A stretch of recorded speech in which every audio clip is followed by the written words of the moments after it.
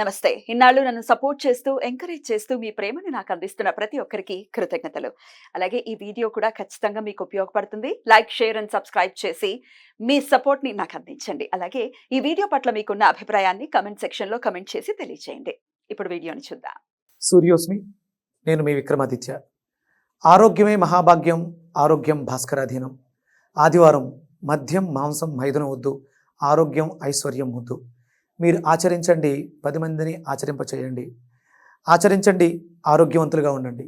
ఆచరించండి, ఐశ్వర్యవంతులు కండి. ఆచరించండి, ఆనందంగా జీవించండి. సూర్యోస్మి. నమస్తే, వెల్కమ్ టు అవర్ ఛానల్. నేను పద్మిని. ప్రస్తుతంతో పాటు ప్రముఖ ఆధ్యాత్మికవేత్త, సూర్యోపాసకులు, sun spiritual society founder Vikramaditya garu మనతో పాటు ఉన్నారు. మాట్లాడదాం. సార్ నమస్తే. సార్, సూర్యోస్మి తల్లి. దేవి నవరాత్రుల్లో భాగంగా 4వ రోజు అమ్మవారిని ఏ రూపంలో కొలుస్తారు? అలాగే ఒక వెజిటబుల్ థెరపిస్ట్ గా కూడా చెప్పండి. శాకాంబరి అమ్మవారిని మరి కొలుస్తాం కాబట్టి ఏ వెజిటబుల్ ద్వారా అమ్మవారి అనుగ్రహాన్ని పరిపూర్ణంగా అంటే అమ్మవారికి సమర్పించి మనం తీసుకోవటం ద్వారా పరిపూర్ణమైనటువంటి స్వస్థత ఖచ్చితంగా వస్తుంది? ఏ విషయాల్లో వస్తుంది ఇత్యాది విషయాలు ఒకసారి మీ ద్వారా. అంటే అమ్మవారు చాలా శక్తి స్వరూపిణి. అలా మరి శక్తి అన్ని చోట్ల ఉంది. యాదేవి సర్వభూతేషు. మొత్తం మనం చూస్తున్నటువంటి ప్రతి భూతంలోనూ ఆవిడ నిక్షిప్తం, మనలో కూడా. మరి మళ్ళీ పనిగట్టుకుని మనం ఎందుకు చేయటం అంటే, ఆవిడ అణువులు పరమాణువుల రూపంలో ఉండి ఈ సృష్టి క్రమంలో పెడుతూ ఒక సృష్టిని ప్రారంభించింది ఆవిడ.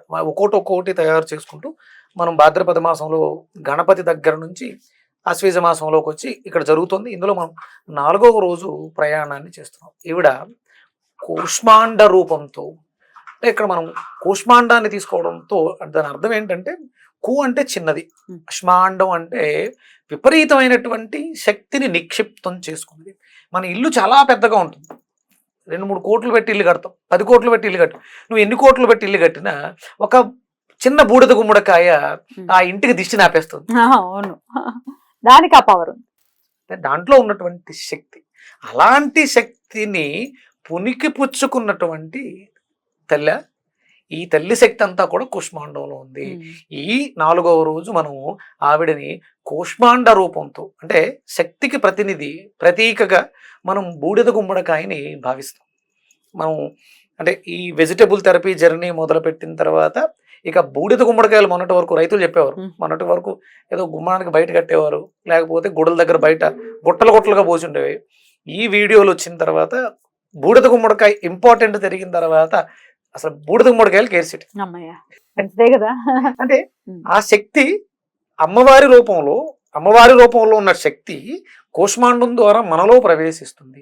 మనకి ఆయుర్వేదంలో కూష్మాండ లేహ్యం అని దొరుకుతుందమ్మా. అంటే విపరీతమైనటువంటి అనారోగ్యంతో బాధపడుతూ ఉంటే, జ్వరాలు బాగా వీక్ అయిపోయి ఉంటే ఆ కూష్మాండ లేహ్యాన్ని తినడం ద్వారా శక్తిని పుంజుకుంటాం. అలాగే మన శరీరంలో ఏమైనా బ్యాక్టీరియాలు, వైరస్లు వృద్ధి చెందినప్పుడు విపరీతమైనటువంటి వేడి ఉంటుంది. ఆ వేడి నుంచి మనకి ఉపశమనం ఈ కూష్మాండం ద్వారా లభిస్తుంది. మనకి సహజంగానే, అంటే ఇప్పుడున్న పరిస్థితులలో రవి జాతకంలో దోషప్రదమై ఉంటే వాళ్ళకి జీర్ణశక్తి తక్కువ పోయి ఉంటుంది.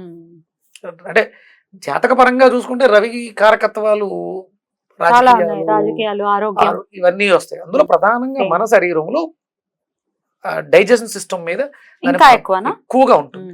అంటే మనం ఇంట్లో నుంచి బయటకు వచ్చిన తర్వాత ఏం చేస్తాం అనేది పక్కన పెడితే, ఇంట్లో ఆరోగ్యపరంగా చూస్తే ఈ జీర్ణ వ్యవస్థ చాలా తక్కువగా ఉంటుంది. ఎప్పుడైతే జీర్ణ వ్యవస్థ తగ్గిపోయిందో, అంటే ఇప్పుడు మాక్సిమం డయాబెటీస్ తో బాధపడే వాళ్ళందరికీ జీర్ణ వ్యవస్థ దెబ్బతింది. అంటే విటమిన్ డి డెఫిషియన్సీ ఉంది, జాతకంలో సూర్యుడు దోషప్రదరై ఉన్నాడు, లేకపోతే సూర్య అపచారాలు మనం చేస్తున్నాం. జాతకంలో రవి బాగున్నాడు అయినా సరే మనకి ఈ సమస్య ఉంది. అంటే సూర్య అపచారాలు ఏవో చేస్తూ ఉన్నాం, దానివల్ల ఇబ్బంది పడుతున్నాం. అలా ఇబ్బంది పడే వాళ్ళందరూ కూడా కూష్మాండాన్ని, బూడిద గుమ్మడికాయని స్వీకరించడం, అమ్మ శక్తి కదా అందులో ఉంది. దాన్ని మనం స్వీకరించడం అంటే అమ్మని స్వీకరిస్తున్నాం. అమ్మ మనలో ఉన్నప్పుడు జన్మనిచ్చిందిగా, ఇన్ని ఆర్గాన్స్ లోపల తయారైనగా ఆవిడ రూపమే కదా. మళ్ళీ తీసుకోవడం ద్వారా ఏదైనా, అంటే ఎవరైతే తయారు చేశారో రిపేర్ అయినప్పుడు వాళ్ళే దాన్ని రిపేర్ చేయగలరు. బూడిద గుమ్మడికాయని స్వీకరించడం వల్ల మనలో ఉన్నటువంటి ఈ రోగాలు, రుగ్మతలు ఇవన్నీ కూడా పూర్తిగా తొలగిపోతాయి. అద్భుతం. మరి అమ్మవారిని ఏ నామంతో కొలవమంటారు? యాదేవి సర్వభూతేషు కూష్మాండ రూపేణ సంస్థిత. మొత్తం అంతా వ్యాప్తి చెంది ఉన్నటువంటి తల్లి ఈ రోజు మనం కూష్మాండ రూపిణిగా కొలుస్తూ ఉన్నాం. నమస్తస్యే నమస్తస్యే నమస్తస్యే నమో నమః. ఈ నామం అంటే సాయంత్రం మనం ఈ అర్చన అమ్మవారిని ఈ రూపంతో ఆరాధించి ధూపదీప నైవేద్యాలు సమర్పించి వేడుకోవడం ద్వారా అరుగుదల వ్యవస్థ మెరుగుపడుతూ ఉంది. బ్యూటిఫుల్. అయితే మరి ఏ వెజిటబుల్ ని సమర్పించమంటారు? కూష్మాండ రూపిణి, మరి ఏ వెజిటబుల్ ని అమ్మవారికి నైవేద్యంగా సమర్పించి మనం కూడా స్వీకరించాలి? మనకి ఇక్కడ రవి శక్తిని, అంటే జాతకంలో రవి దోషం అని చెప్పబడి ఉంది కాబట్టి బూడిద గుమ్మడికాయని మంచి గుమ్మడికాయని కలిపి కలపచ్చు. అంటే రక్త వృద్ధి పెరుగుతుంది. ఎనిమిక్, మనకు ప్లేట్లెట్లు పడిపోయి రక్తం తక్కువైంది అన్నదానికి ఇది చాలా అద్భుతంగా, అంటే అరుగుదల వ్యవస్థని మెరుగుపరచడం ద్వారా మన శరీరంలో ఉన్నటువంటి కణజాల వ్యవస్థ వృద్ధి పొందడానికి. చాలా మంది మాంసం క్షీణించిపోతూ ఉంటుంది, మనుషులు చిక్కిపోతూ ఉంటారు, కండ పెరగదు. ఇది చాలా అద్భుతంగా పనిచేస్తుంది.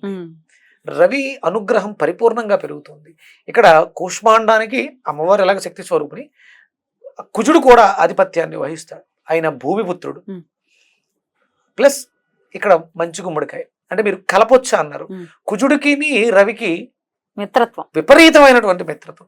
ఎందుకంటే ఈ రవి మేషంలో ఉచ్ఛని పొందుతాడు, అందుకని అలాగే ఆ కుజుడు సింహంలో మిత్రక్షేత్రం, అది ఆయనకి ఏం ఇబ్బంది లేదు. అందుకని ఈ రెండు కలపడానికి అలాంటి ఇబ్బంది లేదు. రెండూ కలిపి కొంచెం చెరుకు రసాన్ని కానీ తేనెని కానీ బెల్లాన్ని కానీ కలిపి ప్రసాదంగా తయారు చేసి అమ్మవారికి పెట్టి మనం తీసుకోవడం ద్వారా మనకున్నటువంటి ఆరోగ్య సమస్యలన్నీ కొలవచ్చు అనేది తెలుసుకుందాం. Thank you sir. నమస్తే.